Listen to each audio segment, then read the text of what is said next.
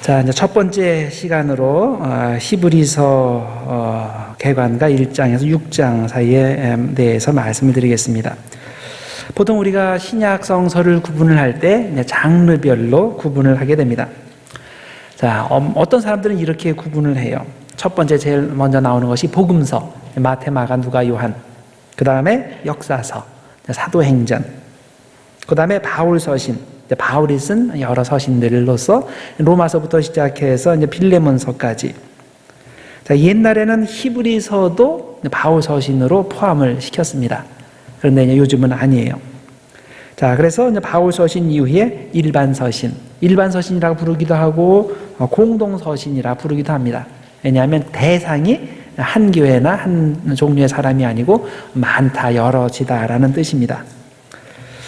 그래서 여기에 이제 히브리서를 넣기도 하고 안 넣기도 합니다. 그래서 여기서 야고보서에서는 유다서까지 이렇게 되고요.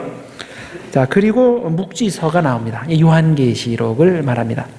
우리 성경에는 묵시서가 요한계시록 하나만 들어가 있지만은 당시에 이 묵시 문학이 많이 발달이 돼서 이와 비슷한 종류의 책들이 많이 있었어요. 그 중에서 이 묵시서입니다. 자, 그런데 우리는 이런 식으로 분류를 하지 않고 좀 약간 다르게 분류를 합니다. 자, 첫 번째 나오는 것은 물론 복음서입니다. 마태, 마가, 누가, 요한. 근데 거기뿐만이 아니고 사도행전도 복음서로 포함을 시킵니다.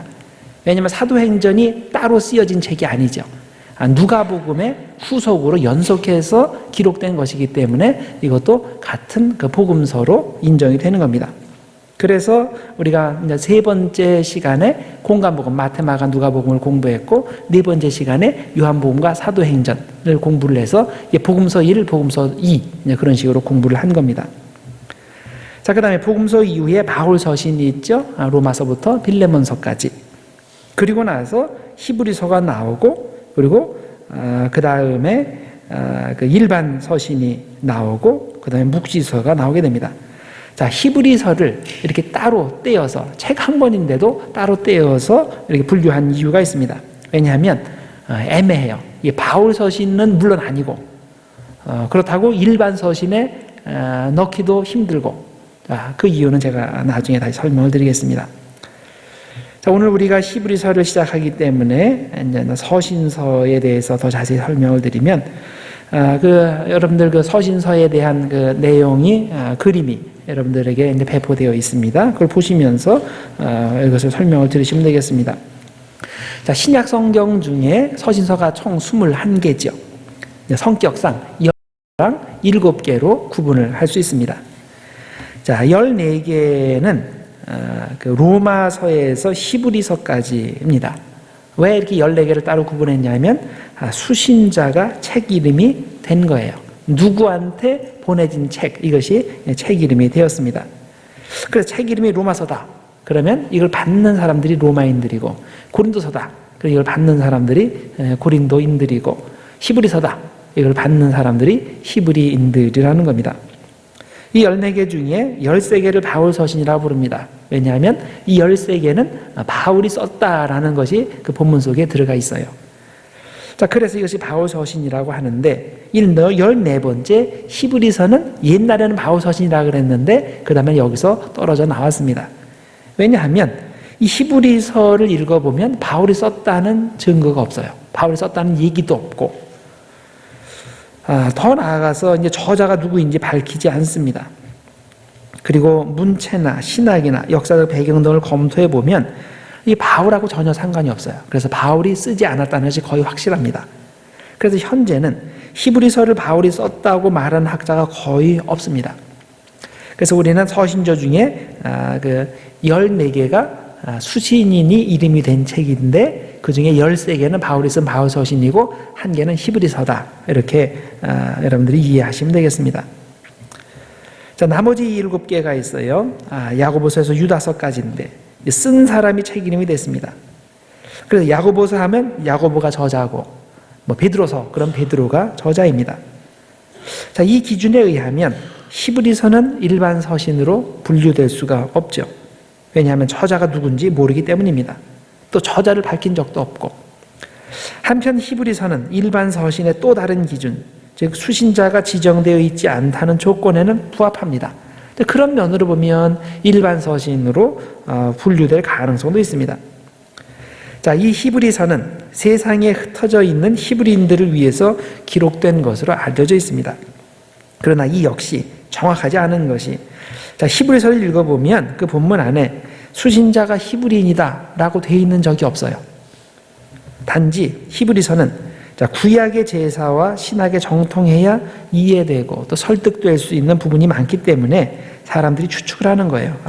이 서신의 대상자가 히브리인들일 것이다. 히브리인이라는 말은 그 팔레스타인 지역에 아람어를 쓰는 지역에 사는 사람들일 거다라고 추측을 한 겁니다. 그런데 또 다른 사람들은 이 서신의 할례나 성전 제사나 그런 거에 대한 언급이 전혀 없고, 또 이 서신에 그 영지주의에 대한 이해가 전제되어 있다는 사실을 근거로 해서 완전히 다른 사람들로 추정을 합니다. 즉 기본적인 히브리 사상을 이해하고 있는 이방인들이다라고 추정을 하는 거예요. 그러니까 한쪽에서는 이건 히브리인이면 알 수 없는 그 히브리 전통에 대한 어떤 그 제사 제도에 대한 이런 것들을 하기 때문에 대상이 히브리인이다라고 얘기를 하고, 다른 편에서는 그거는 이미 초대교회에 다 알려진 사실이기 때문에 그거를 안다고 해서 히브리인이어야 되는 그런 건 없다. 오히려 이런 것들이 없고 이런 것들이 있기 때문에 차라리 그런 기본 히브리적인 백그라운드를 알고 있는 이방인들이 맞을 거다라고 설명을 하는 거예요. 자, 분명한 사실은 현재로서는, 그래서 우리가 누가 이것을 썼고 또 누가 수신자인지를 모릅니다. 그렇지만은 수신자가 지정되지 않았다, 이 뜻은 서신의 대상이 다수의 기독교인들이라는 뜻이 됩니다. 그래서 그런 의미에서 일반 서신으로 분류될 가능성도 배제할 수 없는 겁니다. 자, 그래서 히브리서의 문학적 성격에 대해서 이렇게 간단히 정리하시면 됩니다. 자, 히브리서는 저자가 누구인지도 모르고 수신자가 누구인지도 모릅니다. 그래서 바울 서신이 될 수도 없고 일반 서신이 될 수도 없습니다. 따라서 우리는 히브리서를 바울 서신도 아니고 일반 서신도 아닌 그 중간의 위치, 독립된 그냥 히브리서로 서신으로 분류하는 겁니다. 자, 또 한 가지 히브리서에 대한 쟁점이 있습니다. 그것은 이것이 꼭 서신이 아닐 수도 있다는 겁니다. 자, 히브리서, 편지로 우리가 분류를 했잖아요. 근데 사실은 편지가 아닐 수도 있다는 거예요. 히브리서를 서신으로 우리가 분류할 수 있는 근거는 맨 뒷장 그 마지막 몇 절에 가서야 그 내용이 나와요. 자, 히브리서 끝부분에 문안 인사가 나오고 축복의 말이 나오는데 이게 그 서신에 관련된 유일한 정보입니다. 보통 바울 서신이나 다른 서신들을 보면 서신을 딱 쓸 때 제일 먼저 붙이는 게 있어요. 이거 누가 썼는지, 누구에게 보내는 건지, 기본 내용이 주제가 뭔지, 또 그 사람들을 위해서 기도하고 축복하는 내용, 이런 것들이 앞부분에 나오거든요. 그리고 맨 뒤에 가서 다시 문안 인사 나오고 그러는데 히브리서는 앞부분에 그런 게 전혀 나오질 않는 거예요.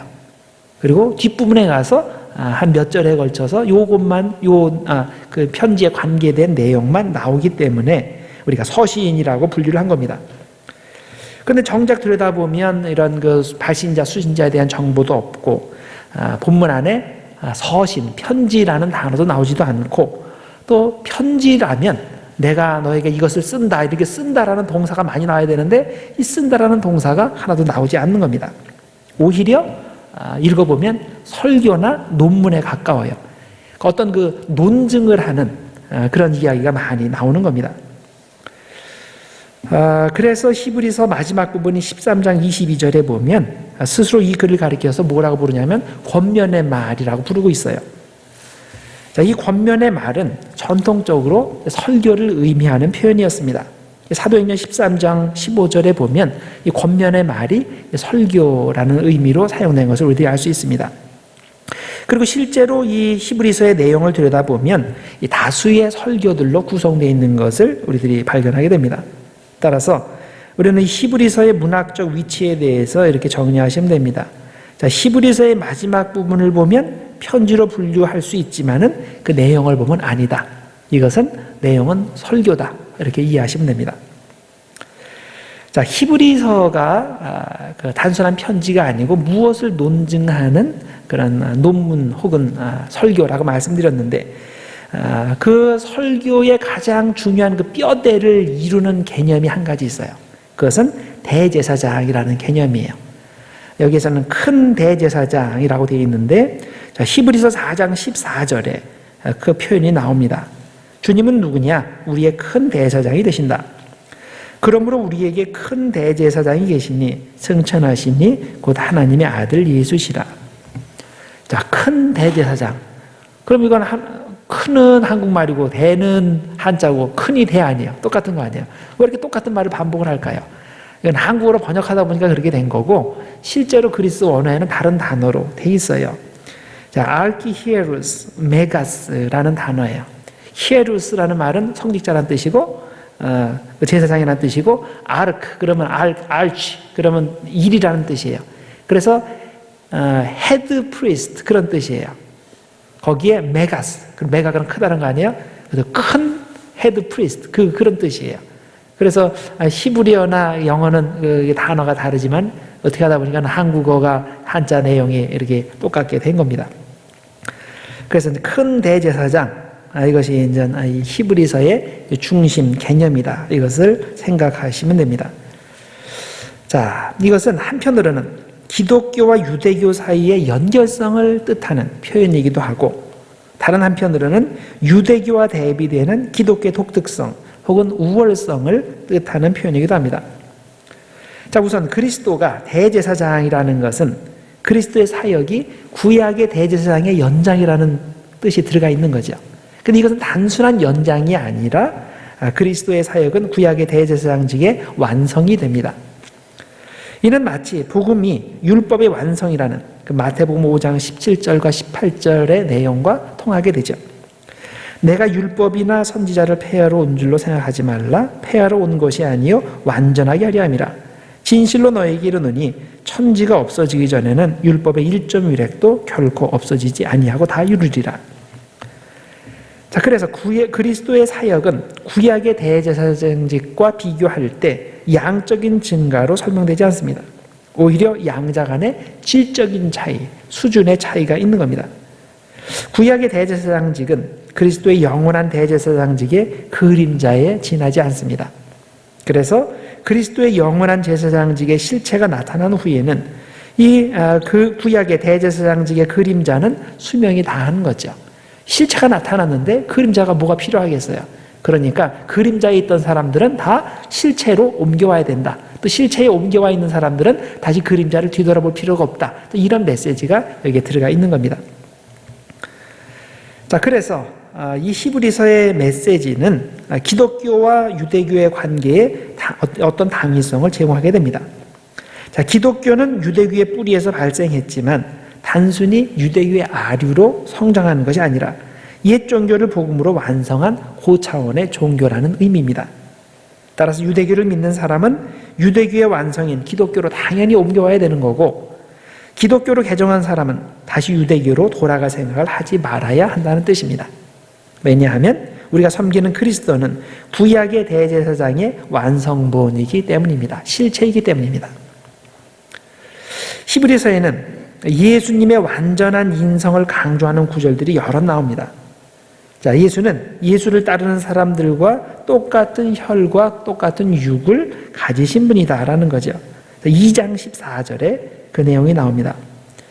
자녀들은 혈과 육에 속하였음에, 자, 여기 자녀들은 얘기를 할 때 이거는 그 한 가정을 지금 염두에 두고서 들으시면 돼요. 한 가정에 아버지 어머니가 있고 그 자녀들이 있어요. 그 자녀들을 얘기하는 거예요. 아이들은 혈과 육에 속하였음에 그도, 즉 그리스도도 또한 같은 모양으로 혈과 육을 함께 지니심은 죽음을 통하여 죽음의 세력을 잡은 자 곧 마귀를 멸하시며. 자, 예수님께서 다른 사람들과 똑같은 혈과 육을 가지셨다는 얘기예요. 2장 17절. 그러므로 그가 범사의 형제들과 같이 되심이 마땅하도다. 이는 하나님의 일에 자비하고 신실한 대제사장이 되어 백성의 죄를 속량하려 하심이라. 자, 범사의 모든 일에 형제들과 같이 되셨다. 똑같이 되셨다라고 고백합니다.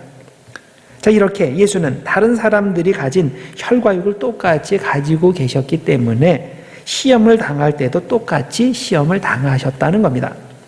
그것이 2장 18절 내용이에요. 그가 시험을 받아 고난을 당하셨은즉 시험 받는 자들을 능히 도우실 수 있느니라. 자, 이렇게 히브리서에는 예수님의 인성을 강조하는 구절들이 있습니다. 자, 그런데 예수님의 신성에 대해서는 더욱 훨씬 더 많이 강조합니다. 자, 히브리서를 처음 시작하면서 첫 세 절이 벌써 이것을 계속 반복하고 강조하고 있습니다. 자, 먼저 1절과 2절을 봅시다. 옛적의 선지자들을 통하여 여러 부분과 여러 모양으로 우리 조상들에게 말씀하신 하나님이, 자, 선지자들에게 계시하신 것은 여러 모양, 부분 조금이라는 거예요. 그 하나님께서 이 모든 날 마지막에는, 즉 말세에 아들을 통하여, 예수를 통하여 우리에게 말씀하셨으니 이 아들을 만유의 상속자로 세우시고 또 그로 말미암아 모든 세계를 지으셨느니라. 자, 히브리서는 이렇게 처음부터 그리스도의 신적 우월성을 강조합니다. 구약의 선지자들과 비교해 볼 때 그들을 통해서는 하나님께서 부분적으로만 계시하셨는데 하나님의 아들이신 예수를 통해서는 전체를 계시하셨다는 거예요. 그래서 사람들은 예수를 통해서 비로소 하나님을 어떻게 믿어야 되는지에 대한 온전한 지식을 얻게 되었다는 겁니다. 또 이 첫 구절들을 읽어보면 그리스도에 대한 여러 가지 신적 명칭들이 나옵니다. 자, 그리스도는 하나님의 아들이다. 만유의 상속자다. 모든 세계를 지으신 창조자시다. 그리고 이어지는 3절에도 역시 다른 신적 명칭들이 열거가 됩니다. 이는 하나님의 영광의 광채시요 그 본체의 형상이시니라. 그의 능력의 말씀으로 만물을 붙드시며 죄를 정결하게 하는 일을 하시고 높은 곳에 계신 지극히 크신 이의 우편에 앉으셨느니라. 자, 여기서 계속 이어지죠. 그리스도는 하나님의 영광의 광채다. 그 본체의 형상이다. 만물을 창조하실 뿐만이 아니고 현재도 그 만물을 지탱하고 계시는 창조자시다. 그 죄의 문제를 해결해 주시는 속죄자시다. 등등. 이건 신적인 명칭들입니다. 자, 그래서 이 그리스도의 신분은 다른 어떤 그 세상적인 존재들, 심지어는 어떤 영적인 존재들과 비할 바 없는 아주 하나님의 위치에 계신 분이라는 겁니다. 그래서 이것을 강조하기 위해서 히브리서는 하나님과 사람 사이를 중개하는 구약의 예를 세 가지를 소개를 해요. 첫 번째는 천사의 예입니다. 천사는 하나님의 말씀을 사람들에게 전달하고 하나님의 명령에 따라서 맡겨진 이 일을 수행하는 심부름꾼들이죠. 그러나 그리스도는 누구냐? 그런 천사보다 뛰어난 분이라는 거예요. 천사는 종이지만은 그리스도는 하나님의 아들입니다. 종과 아들, 이 관계가 천사와 예수님의 관계라는 거예요. 그 내용이 1장 4절과 5절에 나옵니다. 그가 천사보다 훨씬 뛰어남은 그들보다 더욱 아름다운 이름을 기업으로 얻으심이니, 자, 어떤 이름이에요? 하나님께서 어느 때에 천사 중 누구에게 너는 내 아들이라 오늘 내가 너를 낳았다 하셨으며, 자, 귀한 이름은 그 아들이라는 이름을 말하는 거죠. 또 다시 나는 그에게 아버지가 되고 그는 내게 아들이 되리라 하셨느니라. 또 1장 14절 모든 천사들은 섬기는 영으로서, 종이란 얘기죠, 구원받을 상속자들을 위하여 섬기라고 보내심이 아니냐. 자, 아들과 종의 관계입니다. 자, 두 번째 예는 모세예요. 모세의 예도 역시 아들과 종의 관계입니다. 모세는 그 그리스도에 비하면 아무것도 아니라는 거죠. 자, 모세는 첫 번째 경우와 마찬가지로 이 두 번째에도 모세는 종이지만 그리스도는 집주인이다. 혹은 하나님의 아들이다 라는 사실을 대비시킵니다.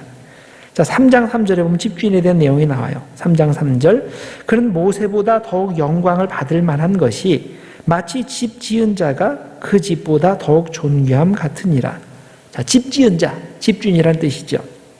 그 집, 이건 집은 이건 물리적인 집 말하는 것이 아니고 그 오이코스라는 단어예요. 하우스홀드, 즉 가정이라는 뜻이에요. 사람들 모인 가정. 이걸 대표적으로 모세를 말하는 거고, 모세라는 그 개념 안에 이스라엘 민족이라는 것이 이제 들어가 있는 거예요.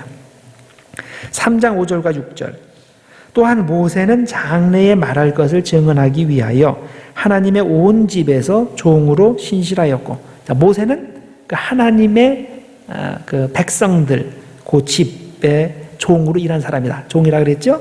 그리스도는 하나님의 집을 맡은 아들로서 그와 같이 하셨으니, 자, 그리스도는 아들입니다. 그래서 이 종과 아들의 이 대비되는 패턴이 천사와 예수님과의 관계에도 적용이 되고, 똑같은 패턴이 그 모세와 예수님의 관계에도 적용이 됩니다. 자, 세 번째 예는 대제사장의 예입니다. 그리스도는 동물 제사를 통해 속죄를 해주는 구약의 대제사장보다 훨씬 뛰어나다는 겁니다. 왜냐하면 구약의 대제사장은 아론의 뒤를 잇는 육적 제사장, 한시적 제사장이지만은 그리스도는 멜기세덱의 뒤를 잇는 영적 제사장, 영원한 대제사장이 되시기 때문입니다. 자, 5장 4절을 봅시다. 이 존귀는 아무도 스스로 취하지 못하고 오직 아론과 같이 하나님의 부르심을 받은 자라야 할 것이니라. 자, 이거는 구약의 대제사장을 얘기하는 거예요. 대제사장들은 아론과 같이 하나님의 부르심을 받은 사람들이다. 아론 계열이라는 뜻이에요. 5장 6절. 또한 이와 같이 다른 데서 말씀하시되 네가 영원히 멜기세덱의 반차를 따르는 제사장이라 하였으니. 자, 여기 아론 계열의 제사장들과 이건 구약이고, 이 멜기세덱 계열의 대제사장, 이게 예수님, 이게 두 개를 대비시키죠. 5장 10절. 하나님께 멜기세덱의 반차를 따른 대제사장이라 칭하심을 받으셨느니라. 이건 그리스도 얘기하는 거죠. 자, 사실 히브리서 저자가 이 세 번째 대제사장의 예를 들기 전에 먼저 그리스도를 천사와 비교했고, 그 다음에 모세와 비교를 했고, 그 다음에 이 대제사장과 비교를 했는데, 이 대제사장을 이렇게 세 번째로 말한 이유가 있죠. 그것은 이 세 번째를 강조하기 위해서예요. 첫 번째, 두 번째는 일종의 예비 단계, 조금 그 비교의 정도가 조금 낮은 정도로 비교를 하다가 이 세 번째를 얘기하고 싶어서 첫 번째, 두 번째를 먼저 배치를 해놓은 겁니다. 자, 그래서 그리스도는 천사보다 뛰어나다. 심지어는 모세보다 뛰어나다. 더 나아가서는 속죄 유일한 통로로 여겨졌던 대제사장보다 뛰어나다. 이 얘기를 하고 싶은 겁니다. 그러면서 그리스도의 영원한 큰 대제사장직을 부각합니다. 자, 그리스도는 누구입니까? 하나님과 인간 사이를 연결하는 완전한 중보자, 영원한 중보자가 되신다는 겁니다.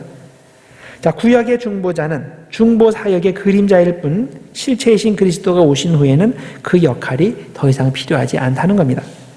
그래서 이 히브리서에는 그림자와 실체를 비교하면서 이렇게 이야기를 전개하는 부분들이 많이 있어요. 자, 구약은 그림자고 신약은 실체예요. 구약의 대제사장은 그림자고 영원한 대제사장 예수 그리스도는 실체예요. 그래서 이것을 이제 비교를 합니다.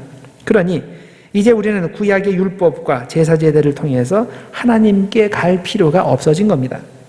그런 초보적인 방법 대신에 예수를 통해서 직접 하나님께 가는 복음의 방법을 사용하면 되는 겁니다. 자, 예수는 자신이 십자가에 달려서 죽음으로써 영원한 희생제물이 되시고, 자, 단번에 드린 속죄의 희생을 통해서 사람들이 직접 담대하게 하나님께 나아가서 기도할 수 있도록 길을 열어주신 겁니다. 그래서 여러분들이 히브리서를 쭉 읽어보시면 단번에라는 표현들이 등장을 하고, 그리고 영원한이라는 표현이 등장합니다. 이게 두 가지가 연결되는 거예요.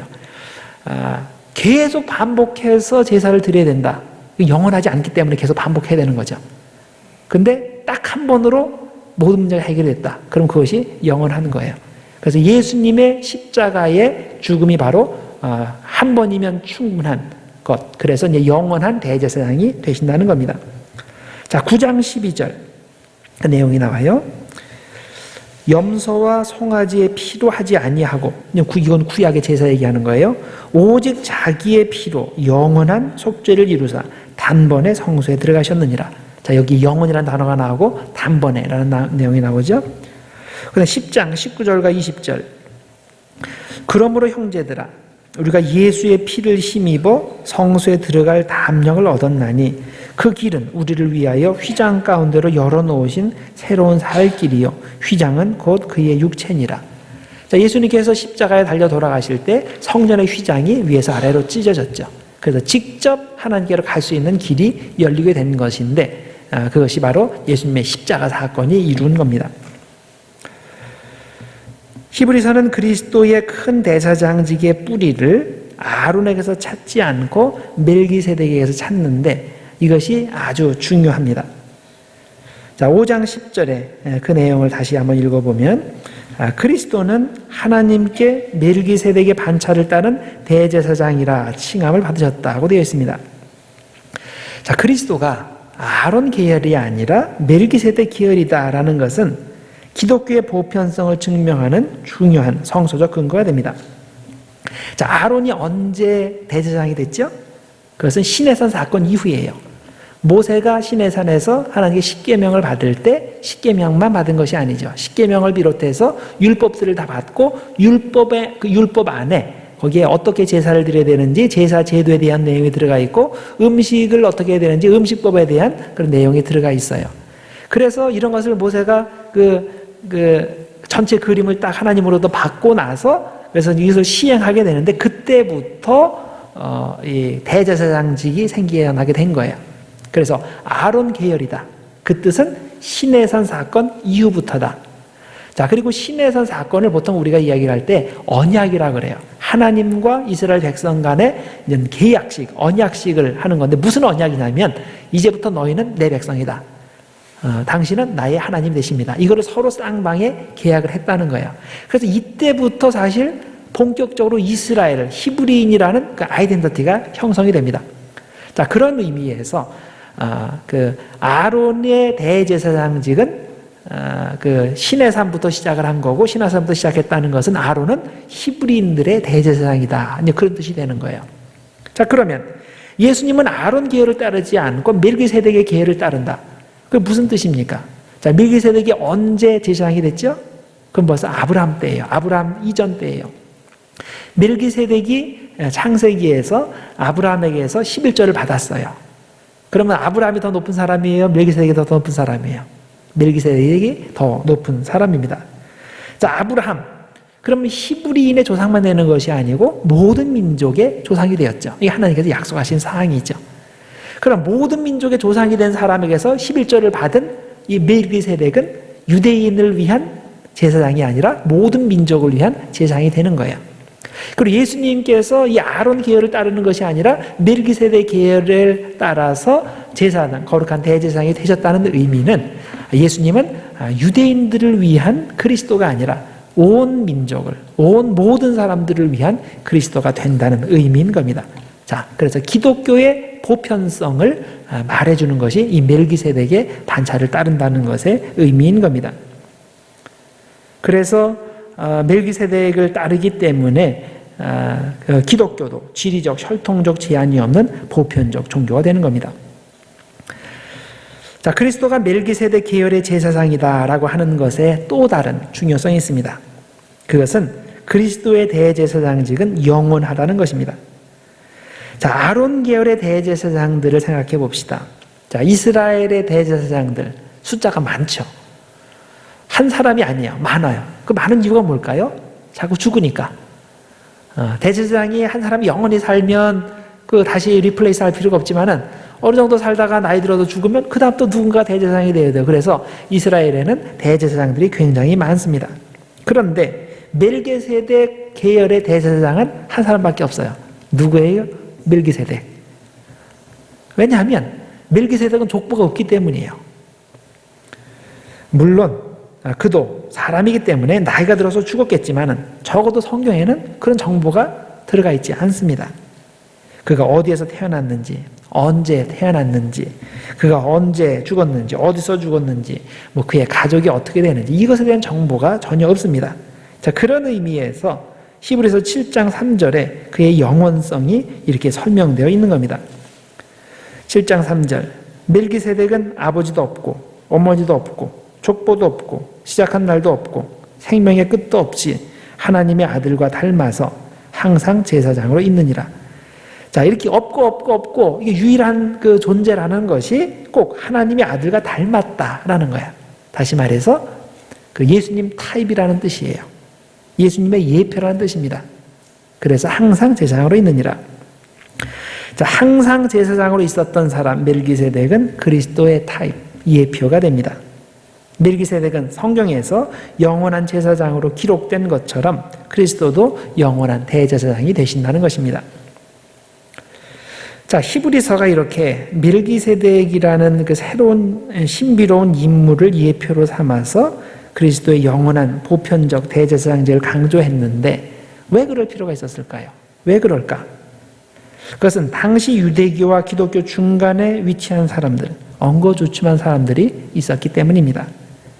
기독교인이 된 것 같은데 아직도 유대교를 완전히 떠나지 못한 사람들, 자, 그리스도에 대한 확신이 부족한 사람들, 그래서 상황에 따라서 이 초보적인 율법과 고차원의 복음 사이를 왔다 갔다 하는 사람들이 있었기 때문입니다. 자, 이는 마치 이집트를 나와서 광야로 진입한 백성들의 상태와도 같습니다. 자, 이집트를 떠나왔어요. 이제 광야에 들어와 있어요. 그럼 다시 못 돌아가잖아요. 그럼 뒤를 돌아다보지 말고 온전히 목표인 가나안을 향해서만 전진해야 되는데 그러지 않다는 거예요. 어려우면 우리가 왜 나왔지? 그렇게 자꾸 생각을 한다는 거예요. 그래서 자꾸만 뒤를 보면서 이집트의 종살이를 그리워합니다. 이집트에 남아있었으면 비록 종살이 하는 거는 조금 그렇긴 하지만 그래도 먹고 싶은 채소, 양념들 마음껏 먹었지 않냐? 우리가 이 광야에서 부추를, 참외를, 마늘을 어디서 구하냐? 그립다. 다시 그냥 옛날 종살이로 돌아가고 싶다. 이런 얘기를 한다는 거예요. 이게 얼마나 철없는 이야기입니까? 광야에 들어갔으면 무조건 가나안을 향해 전진해야 되는데 자꾸만 뒤를 돌아다 보니까 불만이 생기는 거예요. 그리고 인생이 불행하게 되는 겁니다. 자, 여러분은 어떻습니까? 현재 우리 앞에 놓인 표대인 예수 그리스도만을 바라보며 열심히 전진하고 계십니까? 아니면 무언가 자꾸 어려운 일이 생길 때마다 자꾸 뒤를 돌아보면서 그래 그때 종살이가 좋긴 좋았어. 죄의 종이 되어서 자유는 없었지만 그래도 먹고 싶은 거, 가고 싶은 거, 즐기고 싶은 거 다 즐기고 살지 않았어? 자, 이렇게 옛생활을 그리워하진 않습니까? 이런 식으로 자꾸만 뒤를 돌아다 보면 불만만 쌓입니다. 그러면 인생이 불행합니다. 우리가 예수 믿기 시작했으면 제대로 믿어야지. 왜 자꾸 뒤를 돌아다 봅니까? 왜 자꾸 옆을 봅니까? 자꾸 머뭇거립니까? 자, 누가복음 9장 62절에 보면 이런 상황을 비유적으로 설명을 해줍니다. 이런 내용이 나오죠. 손에 쟁기를 잡고 뒤를 돌아다 보는 자는 하나님의 나라에 합당하지 않다. 자, 하나님 나라에 합당하지 않다. 조금 온건하게 표현하는 거예요. 이 내용이 뭐겠어요? 그런 식으로는 천국 못 간다. 그 얘기죠. 그렇죠? 자, 광야에 들어왔으면 천국 가기 위해서 들어온 거 아니에요. 그런데 광야에 들어왔으면서 자꾸 뒤돌아보고 그러니까 이게 전진이 안 되는 겁니다. 천국에 제대로 갈 수가 없는 거죠. 어느 아버지가 아들을 데리고 밭일을 했습니다. 아버지는 소에 쟁기를 지우고 밭을 갈았습니다. 아들이 보니까 이 아버지가 이렇게 밭을 딱 가는 걸 보니까 아주 밭고랑이 아주 일렬로 쫙 일직선으로 잘 이쁘게 되어 있습니다. 그래서 자기도 쉽게 그렇게 할 수 있을 것 같았습니다. 그때 아버지께서 아들에게 네가 한번 해봐라. 그래서 그 소를 건네주었습니다. 자, 아들은 쟁기를 건네받고서 이제 밭을 갈기 시작했는데 그래서 열심히 밭을 갈아서 이제 이쪽에서 저쪽까지 딱 밭을 갈고 나서 뒤를 딱 돌아다 보니까 이게 삐뚤빼뚤한 거예요. 내가 뭔가 잘못했나? 이제 신경을 더 써야 되겠다 하고서 이번에도 정신 똑바로 차리고 이제 딱 오는 그 밭을 쫙 갈았어요. 그러다 또 이쪽으로 넘어와가지고 또 돌아보니까 또 이게 삐뚤빼뚤한 거예요. 왜 그럴까? 자, 그래서 이제 아버지에게 물었다 그러죠. 아버지, 나는 똑바로 고랑을 이렇게 파려고 했는데 왜 고랑이 삐뚤어지게 파이는 겁니까? 그리고 어떻게 해서 아버지는 그렇게 이렇게 쟁기질 하는 것마다 이렇게 일직선입니까? 그 아버지가 되물었습니다. 얘야, 내가 쟁기로 밭을 갈 때 뭘 보고 갈았냐? 뭘 보고 갈긴요? 앞에 소가 가니까 소 보고 갈았지. 소 보고 이렇게 갈았는데 근데 이렇게 삐뚤삐뚤하게 되네요. 자, 아버지가 말씀이 그러니까 안 되는 거야. 앞으로 그러지 말고 저기 앞에 소나무 있지. 저 소나무를 보고서 그것만 바라보고서 밭을 갈아라. 그 앞에 소 뒷국무늬 보고서 밭 갈지 말고 저기 움직이지 않는 소나무를 보고서 밭을 갈아라. 그러면 일직선이 될 거다. 자, 그래서 그렇게 했더니 실제로 우리 일직선으로 이제 나오게 됐다는 겁니다. 당연한 말씀이죠. 자, 움직이는 것을 보면서 밭을 갈면 당연히 삐뚤어져요. 근데 움직이지 않는 고정된 것을 보며 밭을 갈면 당연히 일직선이 됩니다. 우리의 신앙생활도 마찬가지입니다. 자, 움직이는 것을 보면서 신앙생활하면 반드시 삐뚤어져요. 나는 똑바로 갔는데 결과적으로 보면 다 삐뚤어져 있어요. 우리는 움직이지 않는 표대를 바라보며 신앙생활을 해야 됩니다. 하물며 자꾸만 뒤를 돌아보면서 전진하면 어떻게 되겠습니까? 그러면 제대로 전진하지도 못하죠. 삐뚤빼뚤하기도 하는 거고. 자, 움직이는 표대, 뭐가 움직이는 표대일까요? 사람이 움직이죠. 움직이는 사람을 기준으로 신앙생활하면 반드시 인생이 삐뚤어집니다. 신앙이 삐뚤어져요. 또 뭐가 삐뚤어집니까? 돈 바라보며 신앙생활하면 삐뚤어집니다. 또 어떤 사람들은 자식 바라보며 신앙생활하는 사람이 있어요. 그러면 역시 그것도 삐뚤어져요. 심지어는 목사 바라보며 신앙생활하는 사람도 삐뚤어집니다. 여러분, 제발 부탁입니다. 목사 바라보면서 신앙생활하지 마세요. 물론 저에게 못되게 굴라는 얘기는 아니에요. 저에게 잘해주세요. 잘해주시는데 그런데 인간을 목표로 하면 그 인간 속에는 모든 사람이 다 들어가는 거야. 목사부터 목사, 아버지, 어머니, 뭐 내 친구, 내 사장님 등등 다 들어가는 거예요. 인간을 바라보고서 신앙생활하면 지금은 괜찮은 것 같아요. 나중에 돌아보면 삐뚤빼뚤 돼 있어요. 그때는 이미 시간이 늦은 거예요. 그런 실수를 하지 않기를 바랍니다. 우리는 오직 한 분, 영원한 대제사장이신 예수 그리스도를 바라보면서 신앙생활을 해야 됩니다. 그래야 똑바로 일직선으로 갑니다. 히브리서 12장 1절과 2절에 그 내용이 나옵니다. 자, 이러므로 우리에게 구름같이 둘러싼 허다한 증인들이 있으니 모두 무거운 것과 얽매기 쉬운 죄를 벗어버리고 인내로써 우리 앞에 당한 경주를 하며 믿음의 주여 또 온전하게 하시는 이인 예수를 바라보자. 자, 이건 어떤 상황이냐면 지금 올림픽 경기를 하는 거예요. 그 큰 스테디움에 수많은 사람들이 지금 쳐다보고 있어요. 그러면서 이제 경주자가 경주를 하는데 어떻게 경주를 해야 되는가 그 얘기를 하는 거예요. 자, 우리가 허다한 그 무리들이 우리를 바라보고 있어요. 그 천사들과 영들이 우리를 바라보고 있는데 우리가 신앙의 경주를 하는데 어떻게 해야 성공하는 경주가 될 수 있는가? 그것은 뭐냐면 예수를 바라보는 거예요. 우리가 삐뚤빼뚤 달리지 않고 일직선으로 잘 달리기 위해서는 반드시 움직이지 않는 표대, 영원한 표대, 예수 그리스도를 바라보며 달리는 겁니다. 자, 그래서 우리가 주님께 우리의 눈을 고정시키고 살지 않고 오직 주님만을 바라보며 달리면 그러면 빨리 갑니다. 그리고 일직선이 돼요. 그리고 확실한 승리자가 됩니다. 그래서 예수님은 우리의 큰 대제사장이 되신다. 그분은 영원하신 대제사장이다. 그분은 변하지 않으시는 고정 표대가 되신다. 그분을 향해서 달리면 신앙생활에 승리한다. 자, 이것을 명심하시기 바랍니다. 자, 그 다음에 지금까지는 주로 예수님의 신적인 모습에 대해서 설명을 드렸는데 이 히브리서에는 역시 예수님의 인성에 대한 그런 설명도 많이 등장을 합니다. 자, 예수님은 우리의 영원한 큰 대제사장이 되신다고 했을 때 그럴 때 이것의 의미가 여러 가지가 있을 겁니다. 가장 큰 의미는 예수님은 우리와 하나님 사이에 중보자가 되셔서 죄의 문제를 해결해 주신다는 겁니다. 자, 스스로 십자가 위에서 피를 흘리심으로써 단번에 영원히 우리의 죄의 문제를 해결해 주시는 역할 가장 중요합니다. 자, 그런데 예수님께서 이렇게 희생 제물이 되시는 것은 신의 자격으로 하신 것이 아니라 사람의 자격으로 인간의 모든 연약함을 지니신 채로 희생 제물이 되신 겁니다. 그렇기 때문에 우리에게 희망이 있는 겁니다. 만일 예수님께서 하나님의 자격을 가지고서 십자가의 일을 가셨다면 우리에게는 희망이 없어요. 그거는 신이니까 그렇게 하지 어떻게 연약한 육체를 가지고서 우리가 가능하겠습니까? 그런데 그렇지 않은 거예요. 만일 예수님께서 우리와 똑같은 인간으로서 십자가의 길을 가셨다면 우리에게도 가능성이 있는 거예요. 어려워도 가능성이 있는 것과 아무리 해도 가능성이 없는 것은 다른 문제입니다. 자, 그래서 이런 맥락에서 이 히브리서에서는 예수님과 우리의 관계를 형제의 관계, 또 여자분들의 경우는 오누이의 관계로 설명을 합니다. 자, 그래서 이 히브리서를 읽어보면 형제들이라는 단어 표현과 아들들이라는 표현이 등장을 합니다. 자, 2장 10절을 봅시다. 그러므로 만물이 그를 위하고 또한 그로 말미암은 이가, 이건 하나님을 얘기하는 하나님 아버지.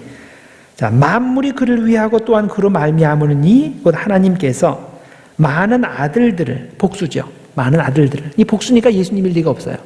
많은 아들들은 우리를 말하는 거예요. 많은 아들들을, 우리를 이끌어 영광에 들어가게 하시는 일에 그들의 구원의 창시자를, 이건 단수예요. 예수님을 말하는 거예요.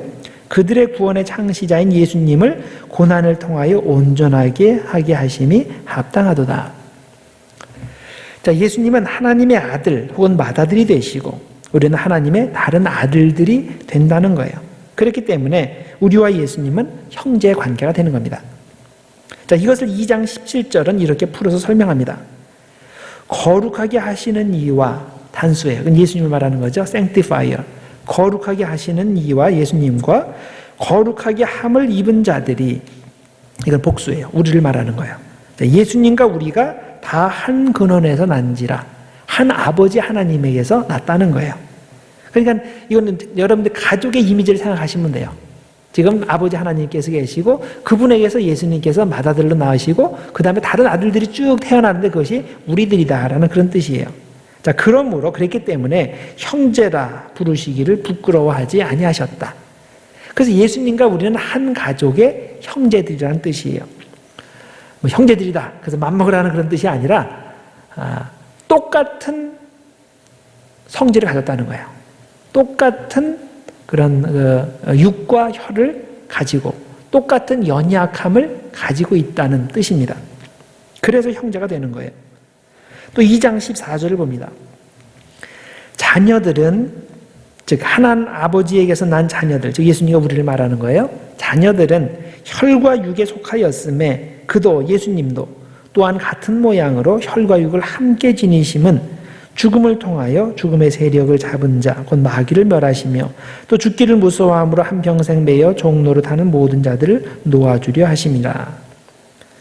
자, 예수님은 우리의 형제로서 우리와 똑같은 연약한 육체를 가지고 계시기 때문에 인간 내부인의 자격으로 죽음의 세력인 마귀와 싸우고 마귀를 이기시고 우리를 해방시켜 주셨다는 것입니다. 자, 예수님이 우리와 똑같은 육체가 되셨다는 것은 그래서 곧 육체의 연약함을 통해 오는 사탄의 시험을 당하셨다는 의미이고, 사탄의 시험을 당하셨다는 것은 곧 우리를 시험받는 우리를 똑같이 이해하시고 도우실 수 있다는 뜻이 됩니다. 그래서 예수님의 연약한 육체는 우리에게 희망이 되는 겁니다. 자, 2장 18절을 다시 보면 그가 시험을 받아 고난을 당하셨은즉 그랬기 때문에 시험 받는 자들을 능히 도우실 수 있느니라. 본인이 시험을, 연약한 육체를 가지고 시험을 당하시고 이기셨기 때문에 우리를 도우실 수 있다는 거예요. 또 4장 15절, 우리에게 있는 대제사장은 우리의 연약함을 동정하지 못하실 리가 아니요 모든 일에 우리가 똑같이 시험을 받으신 이로되 죄는 없으시니라. 예수님은 하나님이니까 시험도 없고 고난도 없다고 생각하면 큰 착각입니다. 예수님이 시험 받으실 때 하나님의 자격으로 시험 받으신 것이 아니라 인간의 자격으로 시험을 받으셨습니다. 그랬기 때문에 우리의 연약함을 이해할 수 있는 거고, 그렇기 때문에 우리를 도우실 수 있는 겁니다. 자, 연약한 육체를 가지고서 어떻게 사탄의 시험을 이기는지에 대해서 실제적인 도움을 주실 수 있는 겁니다. 예수님이 우리와 똑같은 연약한 육체를 가지고서도 죄에 굴복하지 않고 이기셨다는 사실에서 우리는 희망을 얻어야 됩니다. 예수님이 죄가 없으시다는 것은 예수님이 연약한 육체를 가지셨다는 사실과 충돌을 일으키지 않습니다. 사실 예수님은 하나님께서 육신을 가진 인간에게 처음에 의도하신 것을 성취하신 것뿐입니다. 우리는 보통 이렇게 말하죠. 나는 연약한 인간의 육체를 가진 인간이기 때문에 죄를 지을 수밖에 없다. 우리는 절대 완전할 수 없다. 그러니까 너무 완벽하려고 스트레스 받지 말고 그냥 어느 정도 그냥 최선을 다해서 살라. 이렇게 이제 스스로 안위하기도 하고 다른 사람에게 이야기도 합니다. 자, 그런데 이 논리는 철저히 잘못된 논리입니다. 이거는 하나님의 논리가 아니라 사탄의 논리입니다. 왜냐하면 하나님께서 처음에 육신을 가진 존재로서 아담과 하와를 창조하셨을 때 하나님의 의도는 뭡니까? 그들의 선한 의지로 하나님과 영원한 교제를 이루도록 하는 것이었습니다. 그런데 우리가 잘 아는 대로 그들이 망쳐버렸죠. 잘못된 선택을 함으로써 죄의 권세 아래에 놓이게 되었습니다. 그런데 예수님께서는 어떻게 하셨습니까? 아담이 가진 똑같은 육체를 가지고서도 올바른 선택을 하셨고 죄 없는 삶을 사셨습니다. 자, 아담이 저질러 놓은 것을 정반대로 뒤집어서 연약한 육신을 가진 이들에게 죄를 이길 수 있다는 희망의 문을 열어주셨습니다. 따라서 히브리서가 예수님은 죄가 없으시다 하고 선언할 때 예수님은 우리와 너무나 다른 분이니까 그것이 가능한 거고 우리는 애초에 그게 불가능하다, 이런 의미로 이해하면 안 됩니다. 반대로 예수님이 우리와 똑같은 육체를 가지고서 죄의 권세를 이기셨기 때문에 우리에게도 그것이 가능하다는 의미로 받아들여야 됩니다. 자, 연약한 육체를 가지고서 죄를 이기신 예수님은 우리에게 절망의 이유가 아니라 희망의 이유가 되는 것입니다. 자, 예수님께서 연약한 육체를 가지고서 사탄에 대항해서 힘겹게 투쟁하는 모습이 가장 선명하게 드러나는 곳이 어디겠습니까? 겟세마네 동산에서의 기도죠. 그 내용이 5장 7절에 그것에 대한 언급이 나옵니다. 그는 육체에 계실 때에 자기를 죽음에서 능히 구원하실 이에게 심한 통곡과 눈물로 간구와 소원을 올렸고 그의 경건하심으로 말미암아 들으심을 얻었느니라. 자, 심한 통곡과 눈물, 이거는 신으로서 이 일을 감당한 게 아니란 뜻이죠. 인간으로서 십자가의 일을 가신 겁니다. 복음서에 보면 예수님께서 이 겟세마네 동산에서 얼마나 처절하게 기도하셨는지, 얼마나 큰 그 심각한 고뇌를 안고서 기도하셨는지를 설명하고 있죠. 예수님께서 열심히 기도하셨을 때 땀이 흘렀는데 그 땀이 피가 돼서 핏방울이 돼서 땅으로 떨어졌다라고 되어 있습니다. 자, 하나님의 뜻대로 십자가 길을 가는 것이 절대 쉬운 선택이 아니었다는 뜻이죠. 하나님의 자격으로 그 길을 가시는 것이었다면 별로 힘들지 않았을 텐데 주님은 우리와 똑같은 연약한 육체를 지닌 인간의 자격으로 그 길을 가야 하니 그 정도로 고뇌가 심했던 겁니다. 자, 이 정도로 극심한 시험을 당하시고 고난을 당하신 분이라면 당연히 여러분과 저의 시험이나 고난도 다 이해해 주시지 않겠습니까? 예수님은 그런 의미에서 충분히 여러분과 저의 연약함을 동정하실 수 있는 겁니다. 그러니까 이런 이유 때문에 우리가 모든 사정을 예수님께 아뢰 수 있는 거예요. 보통 우리가 농담 비슷하게 과부 사정은 과부가 안다, 그런 말을 하잖아요. 과부가 안 되어본 사람들은 아무리 과부가 되는 상상을 해도 그거 모를 거예요. 그랬기 때문에 그것에 관한 거면 이 사람이 다 알 경우에는 내가 마음대로 얘기할 수 있는 거예요. 또 그런 상황에서 나에게 조언해 줄 때 그 조언이 실질적인 조언이 될 수 있는 거죠. 자, 그런데 그런 상황을 전혀 이해하지 못하는 사람들한테 내 속마음을 다 털어놓고 싶어요? 그건 시간 낭비죠. 그렇죠? 저 사람이 나의 사정을 알고 나를 동정할 수 있을 때 내가 마음을 털어놓고 솔직하게 이야기할 수 있는 거예요. 마찬가지예요. 내가 예수님을 어떤 분으로 이해하느냐에 따라서 기도의 내용이 달라져요. 또 확신의 정도가 다릅니다. 내가 아무리 열심히 기도해도 예수님은 내 마음 몰라. 그럼 왜 기도해요? 그렇죠?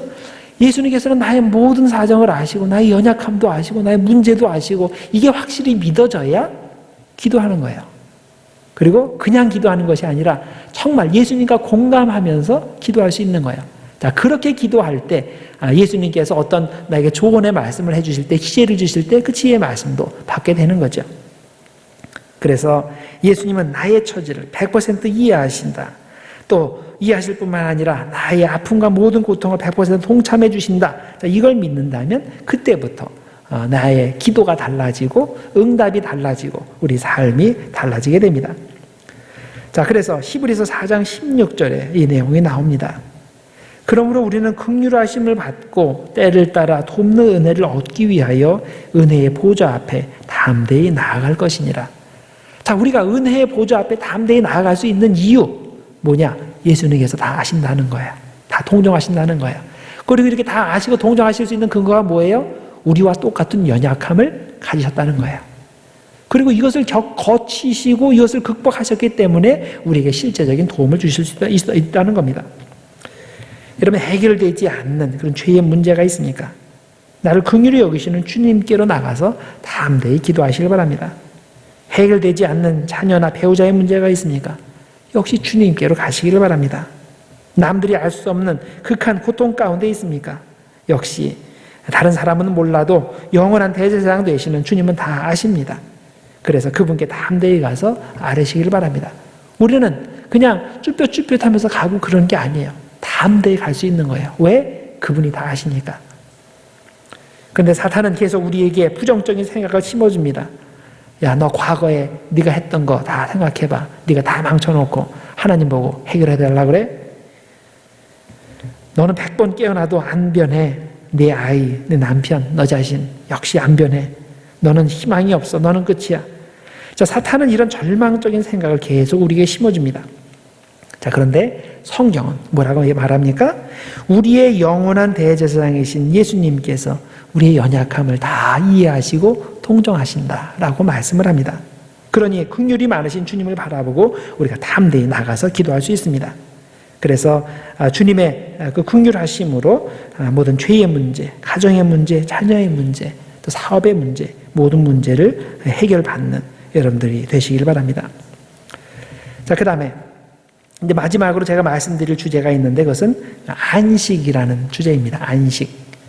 자, 안식은 순종을 통해서 얻게 되는데 그 내용이 이 3장과 4장에 나옵니다. 좀 길어요. 이 3장과 4장에 걸쳐서 이 안식이라는 주제를 가지고 이제 이야기를 하는데, 자, 안식은 크게 세 가지 의미가 있습니다. 첫째는 개인적인 차원에서의 안식이에요. 영혼의 안식, 영혼의 평안, 영혼의 기쁨, 그런 의미에서의 안식이라는 표현을 사용합니다. 자, 두 번째는 안식일에 사용되는 그 안식이에요. 하나님께서 6일간 일하시고 7일째 안식하셨어요. 우리도 6일간 일하고 7일째 안식해요. 이런 그 종교적인 차원에서의 안식이 있어요. 그런데 또 한 가지는 가나안이 안식이다라는 의미예요. 어떤 분이 돌아가셨어요. 그러면 영원한 안식에 가셨다 얘기하잖아요. 그때 말하는 안식, 광야 생활 다 마치고 안식에 들어갔다, 그 의미는 가나안에 들어갔다, 그 뜻이 되는 거죠. 자, 히브리서에는 이 세 가지 안식을 연결해서 사용하고 있는데 우리가 안식에 들어가기 위해서는 공통적으로 필요한 것이 있습니다. 반드시 이 길을 통해서만 안식에 들어갈 수 있어요. 그것이 뭡니까? 바로 순종이에요. 이스라엘 백성이 출애굽을 한 후에 광야에서 40년 생활을 보냈습니다. 삶이 고달팠어요. 부족한 것이 한두 가지가 아니었습니다. 자, 이런 고된 광야 생활을 성경은 뭐라고 부릅니까? 시험이라고 부릅니다. 그리스어로 페이라스모스라는 그런 단어인데 3장 7절과 8절에 그 내용이 나와요. 그러므로 성령이 이르신 바와 같이 오늘 너희가 그의 음성을 듣거든 광야에서 시험하던 날에 거역하던 것 같이. 자, 광야에서 시험하던 날, 이건 뭐냐면 광야의 삶, 시험의 삶, 테스트의 삶, 그런 뜻이에요. 광야에서 시험하던 날에 너희들이 거역했던 것과 같이 너희 마음을 완고하게 하지 말라. 자, 여기서 시험으로 번역된 단어 페이라스모스라는 단어는 테스트의 의미입니다. 이 똑같은 단어가 이 사탄이 예수님을 시험했을 때 사용된 단어이기도 하는데 그때는 나쁜 의미로 사용이 됐습니다. 그때는 유혹, 시험, 시련 이런 게 되는 거죠. 그러나 여기서는 좋은 의미의 시험, 그래서 테스트로 번역을 할 수가 있습니다. 하나님께서 광야에서 이스라엘 백성들을 테스트하셨는데 그들이 마음을 완고하게 해서 테스트를 통과하지 못했다는 겁니다. 테스트를 통과하지 못했기 때문에 안식, 즉 가나안에 들어가지 못했습니다. 때로는 하나님께서 우리 앞에 테스트를 놓아두십니다. 테스트 앞에서 하나님의 뜻을 찾고 하나님의 방법대로 테스트를 통과하라는 의도로 놓아두십니다. 옛날에 아브라함 앞에 아들 이삭을 바치라는 테스트를 놓아두신 것 같이 때로는 우리 앞에도 그런 테스트를 놓아두십니다. 자, 이 테스트를 통과하면 그 뒤에 엄청난 복이 준비되어 있죠. 테스트를 통과하지 못하면 그러면 그것으로 끝이에요? 아니죠? 조금 지나면 다 비슷한 테스트가 다시 한번 오고, 그거 통과 못하면 역시 다시 오고, 계속 그렇게 되죠. 우리가 통과할 때까지 오게 됩니다. 우리가 테스트 앞에서 그 테스트의 뜻을 이해하지 못하고 그것을 통과하지 못하고 자꾸 불평불만만 일삼게 되면, 그러면 낙제하게 되죠. 낙제하면 다음 단계로 진행하지 못합니다. 자, 광야의 테스트 절대 쉽지 않습니다. 객관적으로 보면 불평의 이유가 충분히 있습니다. 삶이 편하지 않습니다.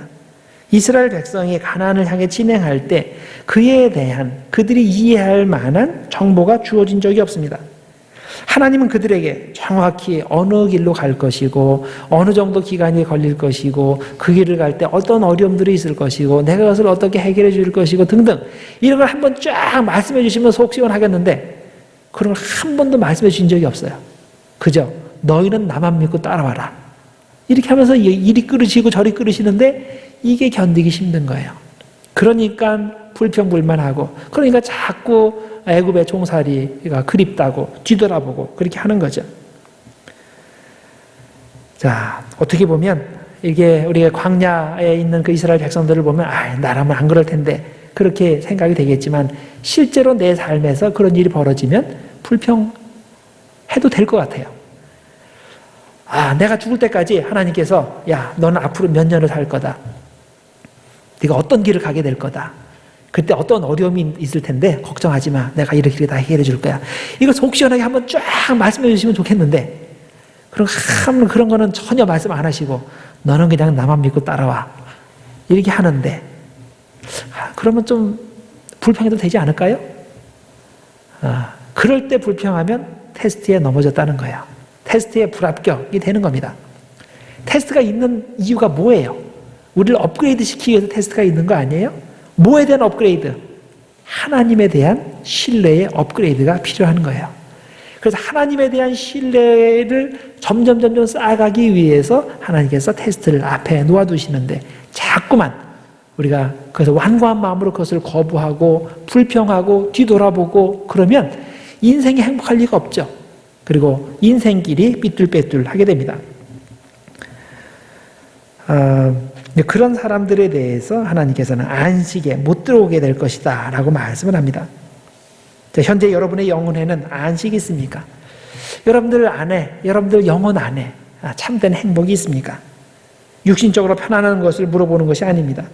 자, 외부적인 조건과 상관없이 여러분 내적인 기쁨을 누리고 살고 있는가 이걸 묻는 겁니다.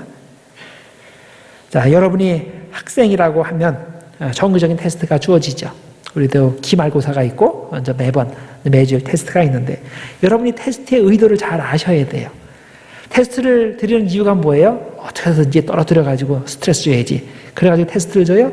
아니죠. 테스트를 드리는 의미는 붙여주려고. 어떻게 하면 좀 쉽게 낼까? 그래서 붙여주려고 테스트를 하는 거예요. 그러면서 점점 업그레이드 되는 그런 신앙인이 되기 위해서, 돕기 위해서 그렇게 합니다. 그런데 학생이 이 테스트를 받아보고 나서 이 테스트를 통과할 생각을 하지 않고 이 불평하고 저 불평하고 그러면 그 통과를 하지 못하게 되죠. 그러면 평생 불평만 하다가 볼일 못 봅니다. 10년 교회 다녀도 20년 교회 다녀도 전혀 영적 성장이 없는 겁니다. 자, 그래서 내 앞에 테스트가 있다면 왜 이 테스트가 이 시점에 내 앞에 있는지를 생각할 줄 알아야 됩니다. 생각을 할 줄 알아야 돼요. 과연 하나님의 의도가 뭔지, 하나님의 방법이 뭔지, 하나님의 뜻대로 이것을 어떻게 해결해 나갈지 이것을 생각해야 하는 겁니다. 자, 이게 되는 사람은 결국 테스트를 통과해서 가나안을 향해 전진하고 안식에 들어갑니다. 이게 안 되는 사람은 테스트에 떨어지고 그러면 불평불만만 하고 자꾸 뒤돌아보고 결국 인생길이 삐뚤빼뚤하게 됩니다. 자, 광야의 테스트를 통과하지 못하고 안식에 못 들어간 사람 중에 모세도 포함이 됩니다. 자, 모세가 왜 가나안에 못 들어갔습니까? 민수기 20장 12절에 보면 사사건건 불평해야 되는 백성들이 너무 괘씸합니다. 그래서 한순간 화를 내면서 자기 식대로 지팡이를 들어서 반석을 2번 내리쳤는데 이것 때문에 가나안에 못 들어가게 됐어요. 자, 하나님께서 모세에게 말씀하셨어요. 사람들이 이렇게 물에 대해서 불평을 하니까 너는 반석 위에 지팡이를 이렇게 손을 내밀어서 반석에 명령하여 물을 내라 라고 말씀했는데 모세는 별로 그렇게 중요하게 생각하지 않은 거죠. 어쨌든 지팡이를 사용했고 바위에서 물을 냈어요. 그럼 다 된 거 아니에요? 단순하게 이렇게 생각을 했겠죠. 근데 하나님께서는 그것을 불순종이다라고 말씀을 하신 겁니다. 순종은 100% 순종할 때만 순종입니다. 90% 순종하는 것은 불순종이에요. 모세를 변호하고 싶은 사람은 이런 논리를 펼 겁니다. 아니, 모세는 11항목 중에 2개 정도 불순종한 거고 이스라엘 백성은 9개 정도 불순종한 거니까 이스라엘 백성들은 당연히 못 들어가는 게 맞고 모세는 들여보내는 게 맞지 않습니까? 왜냐하면 그는 순종했으니까. 아니죠. 불순종한 거예요. 자, 순종이냐 불순종이냐 누가 결정하는 거예요? 내가 결정하는 거예요?